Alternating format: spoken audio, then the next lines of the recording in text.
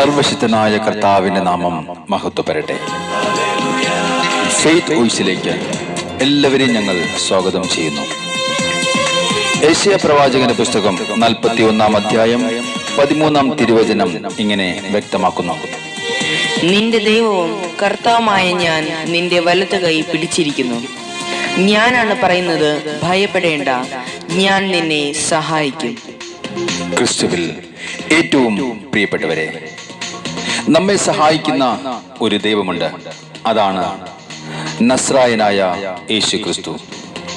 ദൈവഹിതത്തോട് സഹകരിക്കുന്ന ഒരു മകനോ മകളോ തന്റെ ഹൃദയം ദൈവത്തിന് സമർപ്പിക്കുമ്പോൾ, ദൈവഹിത പ്രകാരം ജീവിക്കുവാൻ ശ്രമിക്കുമ്പോൾ, ദൈവമായ കർത്താവ് അവന്റെ കൂടെയുണ്ടാകും. അവനെ കൈവെടിയുകയില്ല. അവന് വേണ്ടി താഴ്വരകളുടെ മധ്യേ ഉറവുകൾ ഉണ്ടാക്കും. അവന്റെ മരുഭൂമി അവസ്ഥകളെ ജലാശയം പോലെ കുളിർമയുള്ളതാക്കും. അവന്റെ മാനസികവും ഭൗതികവുമായ വരണ്ട പ്രദേശത്തെ നീരുറവയാക്കും. സ്നേഹമുള്ളവരെ, ദൈവം നമുക്കായി ഒരു വാതിൽ തുറന്നാൽ അത് ആർക്കും അടയ്ക്കുവാൻ സാധിക്കുകയില്ല. പാഴ്മലകളിൽ നദികൾ ഒഴുക്കുവാൻ കഴിവുള്ള ദൈവം നമ്മുടെ കൂടെയുണ്ടാകും. വിശ്വസിക്കുന്നവരോടുകൂടി അത്ഭുതങ്ങൾ പ്രവർത്തിക്കുവാൻ കാത്തു നിൽക്കുന്ന ദൈവം പറയുന്നു: വിശ്വസിക്കുക, പ്രാർത്ഥിക്കുക. ദൈവമായ കർത്താവ് നമ്മുടെ കൂടെയുണ്ടാവും.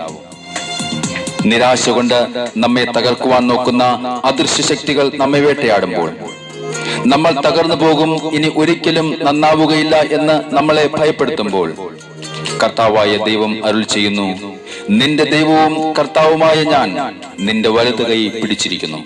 ഞാനാണ് പറയുന്നത്, ഭയപ്പെടേണ്ട, ഞാൻ നിന്നെ സഹായിക്കും.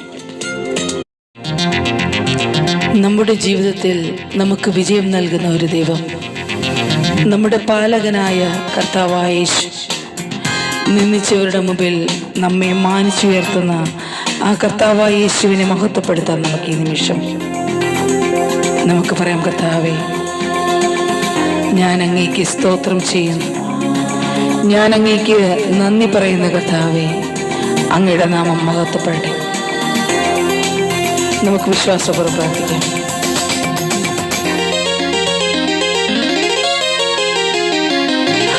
നമ്മെ ജയോത്സവമായി വഴി നടത്തുന്ന നല്ലൊരു പാലകൻ യേശുവല്ലയോ. നിന്ദിച്ചോരുടെ മുൻപിൽ മാനിച്ചു നടത്തുന്ന നല്ലൊരു ദൈവം ഈ യേശുവല്ലയോ. ഹല്ലേലൂയ പാടി ജയം ഘോഷിക്കാം. ഹല്ലേലൂയ മറന്നാർക്കു പാടാം. എല്ലാ നാവും ചേർന്ന് ആഘോഷിക്കാം. വല്ലഭനെ എന്നും ആരാധിക്കാം. നമ്മെ ജയോത്സവമായി വഴി നടത്തുന്ന നല്ലൊരു പാലകൻ യേശുവല്ലയോ.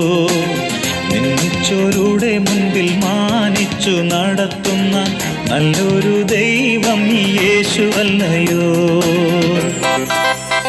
നമ്മുടെ കണ്ണുനീർ കാണുവാൻ ആഗ്രഹിച്ച വ്യക്തികളുടെ മുമ്പിൽ നമുക്ക് നന്മ വരുത്തി നമ്മെ അനുഗ്രഹിക്കുന്ന ഒരു ദൈവമുണ്ട്. നമ്മുടെ കഷ്ടതയിൽ നമ്മെ സഹായിക്കുന്ന കർത്താവായ യേശു. അവിടുത്തെ കൃപ നമ്മുടെ കൂടെയുണ്ട്. നമുക്ക് വിശ്വസിച്ചുകൊണ്ട് കർത്താവിന്റെ സന്നിധിയിൽ പ്രാർത്ഥിക്കാം. നമ്മുടെ പ്രാർത്ഥനകൾക്ക് ഉത്തരമുണ്ട്. കണ്ണുനീർ കാണുവാൻ കൊതിച്ച ശത്രുക്കൾ ചിന്ന ഭിന്നമായി പോയി. കഷ്ടത വരുത്തുവാൻ ശ്രമിച്ച വിരോധികൾ കഷ്ടത്തിലായി പോയി. കർത്താവിൻ്റെ കൃപ കൂടെയുള്ളപ്പോൾ കൺമണി പോലവൻ കാത്തുകൊള്ളും. കർത്താവിൻ്റെ കൃപ കൂടെയുള്ളപ്പോൾ കൺമണി പോലവൻ കാത്തുകൊള്ളും. നമ്മെ ജയോത്സവമായി വഴി നടത്തുന്ന നല്ലൊരു പാലകൻ യേശുവല്ലയോ. നിന്ദിച്ചോരുടെ മുൻപിൽ മാനിച്ചു നടത്തുന്ന നല്ലൊരു ദൈവം യേശുവല്ലയോ. നമ്മുടെ ജീവിതത്തിലെ തകർന്ന നിമിഷങ്ങളിൽ, ഒറ്റപ്പെട്ട നിമിഷങ്ങളിൽ ദൈവമായ കർത്താവ് പറയുന്നു: നീ നിരാശപ്പെടേണ്ട, ആ കർത്താവ് നമ്മുടെ കൂടെയുണ്ട്. നമുക്ക് വിശ്വാസത്തോടുകൂടി പ്രാർത്ഥിക്കാം. അവിടുന്ന് നമ്മളെ മാനിച്ചുയർത്തും. കിണറിന്റെ ഏകാന്തതയിലും പൊട്ടിത്തകർന്നിടല്ലേ. പൊത്തിഫേറിൻ വീട്ടിൽ നിന്ദിതനായാലും നിരാശനായിടല്ലേ. പിന്നത്തേതിൽ ദൈവം മാനിച്ചിടും, ഫറവോനും നിന്നെ മാനിച്ചിടും. പിന്നത്തേതിൽ ദൈവം മാനിച്ചിടും, ഫറവോനും നിന്നെ മാനിച്ചിടും. നമ്മെ ജയോത്സവമായി വഴി നടത്തുന്ന നല്ലൊരു പാലകൻ യേശുവല്ലയോ. നിന്നിച്ചോരുടെ മുൻപിൽ മാനിച്ചു നടത്തുന്ന നല്ലൊരു ദൈവം ഈ യേശുവല്ലയോ. ഹല്ലേലൂയ പാടി ജയം ഘോഷിക്കാം, നല്ലതെല്ലാം മറന്നാർത്തു പാടാം.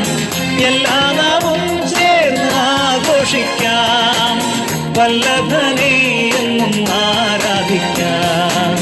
നമ്മെ ജയോത്സവമായി വഴി നടത്തുന്ന നല്ലൊരു പാലകൻ യേശുവല്ലയോ. നിന്ദിച്ചോരുടെ മുൻപിൽ മാനിച്ചു നടത്തുന്ന നല്ലൊരു ദൈവം ഈ യേശുവല്ലയോ. ഇന്ന് ഈ വചനം ശ്രവിക്കുന്ന നമ്മുടെ ജീവിതത്തിലെ പ്രതിസന്ധികൾ മാറ്റി അനുഗ്രഹത്തിന്റെ വാതിലുകൾ കർത്താവായ ദൈവം തുറക്കുകയും ഏവരെയും അനുഗ്രഹിക്കുകയും ചെയ്യട്ടെ എന്ന് കർത്താവായ യേശുക്രിസ്തുവിന്റെ നാമത്തിൽ ഞങ്ങൾ പ്രാർത്ഥിക്കുന്നു.